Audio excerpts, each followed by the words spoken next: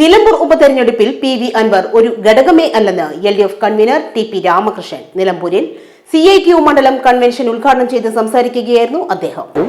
അൻവർ ഞങ്ങൾക്കൊരു വിഷയമേ അല്ല ഈ തെരഞ്ഞെടുപ്പ്. അൻവറിന്റെ ഏതെങ്കിലും തരത്തിലുള്ള നിലപാടോ പ്രചരണമോ ഒന്നും ഞങ്ങളെ ബാധിക്കാൻ പോകുന്നില്ല. അൻവറിന്റെ തെറ്റായ നിലപാടിനെ തുറന്നു കാണിക്കാനും ജനങ്ങളിൽ കൂടുതൽ ജാഗ്രതയോടുകൂടി ജനങ്ങളെ അണിനിരത്താൻ ഈ സാഹചര്യം സഹായകരമായി. ഇടതുപക്ഷ സർക്കാരിനെതിരെ നടന്ന ഗൂഢാലോചനയുടെ ഭാഗമായാണ് PV അൻവറിനെ ഇടതുപക്ഷത്തു നിന്നും UDF പക്ഷത്തേക്ക് മാറ്റിയത്.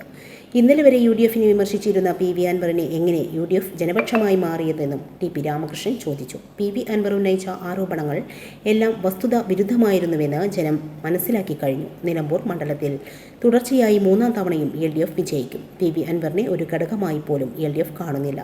പൊതുസമ്മതനായ സ്വതന്ത്ര സ്ഥാനാർത്ഥി വരുമോ എന്ന ചോദ്യത്തിന് ഉചിതമായ സമയത്ത് പാർട്ടി സ്ഥാനാർത്ഥിയെ പ്രഖ്യാപിക്കുമെന്നും ഈ കാര്യത്തിൽ ആർക്കും ആശങ്ക വേണ്ടെന്നും അദ്ദേഹം പറഞ്ഞു.